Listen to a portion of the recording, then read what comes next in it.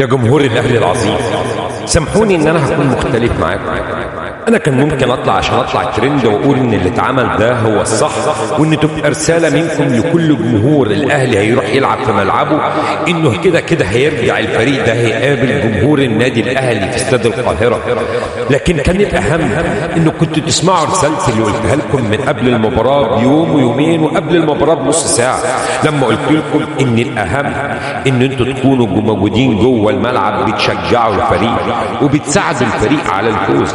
انتوا النهارده برد فعلكم العنيف ده انتوا ما ساعدتوش الفريق، بالعكس انتوا اديتوا فرصه للفريق المغربي والمجلس اداره الفريق المغربي اللي كان مستعد والشكوى اللي هيقولها في الفريق كان كل حاجه متجهزه، كان التصوير جاهز وهم جاهزين بالكاميرات وجمهورهم كان جاهز.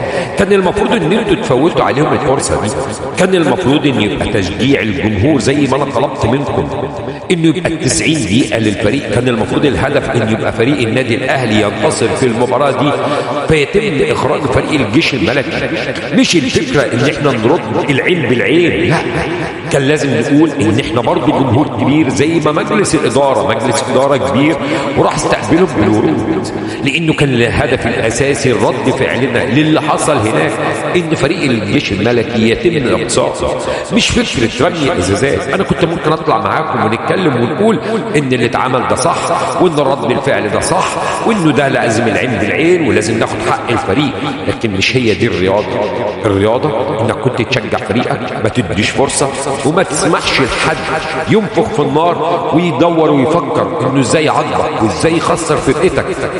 اذا هم ما قدروش يخسروا الاهلي في ملعبهم ولا قدروا يخسروا الاهلي في ملعبنا، يبقى هم كل فكرهم انه يخسروا جمهوره، والاهلي من غير جمهوره هيخسر كتير كتير في مباراه جايه في مباراه بعدها. لازم نكون بنفكر، ما نبصش تحت رجلينا، ما نبصش تحت الارض في اللحظه دي ونقول لا احنا هناخد الحق وبس واللي يكون. عمر ما كانت الرياضه كده، ده بس اعتبي ليكم، مش عشان انا مختلف عنكم. انا كمان ما كانش عاجبني الصوره اللي حصلت في المغرب، لكن طلبت منكم ضبط النفس. فرقتنا كانت اهم، والدرس ان احنا نكسب ونشجع 90 دقيقه ونطلعهم ونطلع جمهورهم سلام. ده كان معناه رساله اقوى بكتير من رمي الزجاجات اللي حصلت في الملعب. سروب بدأ المباراة وهو بيفكر في التعادل، سروب بدأ المباراة وهو بيفكر انه لو تعادل هيكون محقق انجاز وانه يكون صعد اول مجموعة. واللي يأكد الكلام مش تشكيل سروب اللي بدأ بيه المباراة، لكن كلامه في المؤتمر الصحفي واحساسه انه لعب 6 مباريات، انه ما اتغلبش، انه طلع الاول، احساسه انه عمل انجاز. هو ده معناه انه ما قدرش يفهم ان النادي الاهلي مش الانجاز انه يوصل ولا الانجاز انه يوصل اول المجموعة، ان انجاز النادي الاهلي هو الفوز جوه ملعبه وبره ملعبه وانه يحصل على البطولة. لكن سروب اللي قاله في المؤتمر الصحفي دليل انه كل تفكيره من اول المباراة انه ما يخسرش، ما بدأش يفكر ولا عنده استعداد انه يجازف. ممكن تكون تغييراته كويسة، لكن سروب بدأ شوبير، مش هقول ان شوبير اكفأ وانه كان بيدور، لكن هو ده اتفاق هو قاله انا اختلفت معاه فيه، انه خلاص هو مدي لشوبير بطولة افريقيا. بدأ بالاثنين المساكين ياسر ابراهيم وياسين مرعي، ومش عشان ياسر ابراهيم كان تقديره اعلى تقدير في المباراه في لعيبه النادي الاهلي هغير الكلام وانا اقول لكم حاجه جديده، لا قلت لكم ان ياسر ابراهيم ياسين مرعي الجزار لعب مكان ياسر ابراهيم، الجزار لعب مكان ياسين مرعي. في الاخر دفاعيا الوضع ما كانش هيبقى مختلف، بالعكس انا كنت شايف ان المباراه ده هجوميا للجيش الملكي مش هيبقى ليه هجوم قوي حتى وهو عايز يكسب عشان يضمن وصوله، تمام، لكن عنده ما زال الامل في التعادل.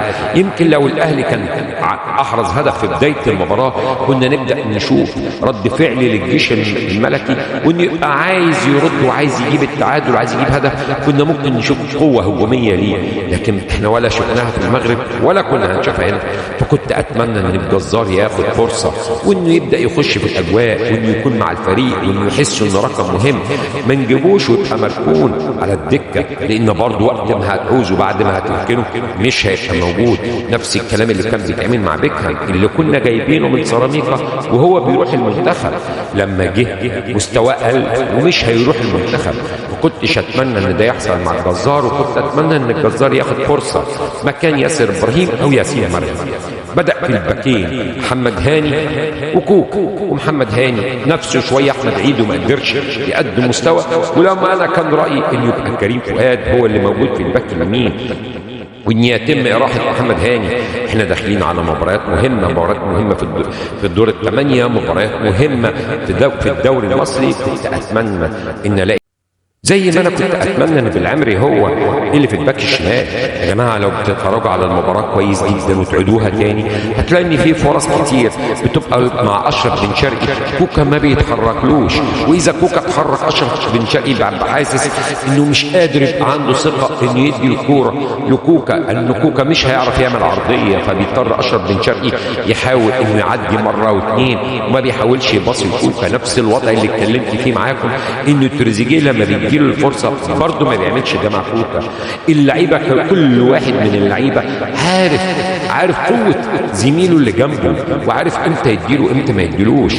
كنت اتمنى ان الاقي يوسف بالعمل عشان نلاقي في خط الوسط الثلاثه، هنلاقي ديانج ونلاقي محمد بن رمضان وهنلاقي مروان عطيه. ديانج اتكلمنا انه عنده قوه بدنيه وانه موجود وجاهز واقف على رجليه. مروان عطيه فعلا مجهد، مروان عطيه فعلا بعيد عن مستواه، عشان كده تغييره لما هيجي يحصل في الشوط الثاني كان فعلا هو اللي لازم يتغير. ونيجي على محمد علي بن رمضان اللي بجد فعلا محمد علي بن رمضان الحمد لله اللي انا قلته لكم حصل، ان محمد علي بن رمضان لازم ياخد ولازم يفضل مستمر في الملعب، وطول ما هو موجود بيجيب مستواه مباراه عن مباراه. ادينا شفنا احرز هدف في مباراه الاسماعيلي، كان يقدر يحرز هدف واثنين النهارده، بيحاول بيجتهد بس ما عندوش كواليتي الباصه. بيخش يحجز بجسمه، بيعمل تصويبات، لسه عايز يجرب مره واثنين عشان يبقى عنده اتقان في التصويبات بتاعته. ضيع فرصه سهله لكن حاول، وده الوضع الاحسن مع التطوير. انبسطت اكتر ان لما امام عاشور نزل مكان مروان عطيه، ما نزلش مكان محمد علي بن رمضان، عشان محمد علي بن رمضان يحس ان الملعب يقدر يشيله جنب امام عاشور وانه مش بديل لامام عاشور، وده هيفرق نفسيا معاه. عشان نلاقي في الاجنحه طاهر ونلاقي اشرف بن شرقي ونلاقي مروان عثمان. طاهر مش هقول لكم انه سيء، هو بيحاول، لكن ما هو بالطبيعي طاهر لاعب في النادي الاهلي ولاعب كان دولي وبيروح المنتخب، هتلاقي منه المباراه، لكن في الاخر برضه ما عندوش ابداع. ممكن يعمل باصه، ممكن يعمل مهاره، ويعدي بسرعته، ويستلم الكره بظهر المدافع المغرب، لكن لما يجي يعمل عرضيه ما عندوش اتقان في العرضيه، فبرضه عنده 50% من الهجمه هتضيع عنده. نفس الكلام هتلاقي مروان عثمان اللي ما بيجيلوش كور عرضيه كتير، مش قادر يستلم كويس، مش قادر يواجه المرمى، بيتحرك كتير وبينزل تحت وسط الملعب بحيث انه بيرجع لاعب رابع في وسط الملعب. هتلاقي في اليمة الثانيه اشرف بن شرقي هو الوحيد اللي عنده المتعه، هو اللي قادر يتحرك، حتى كان بيعمل دفاعيا وبيعمل فاولات وبينزل يحاول يقطع الكوره، لا مش واقف، لا بيحاول يساعد. الشوط الاول خلص والاهلي كويس شويه في فرص. محمد علي بن رمضان بيحاول يصوب، كان ممكن في فرصه احراز هدف او اثنين، لكن الشوط الثاني الاهلي كان سيء.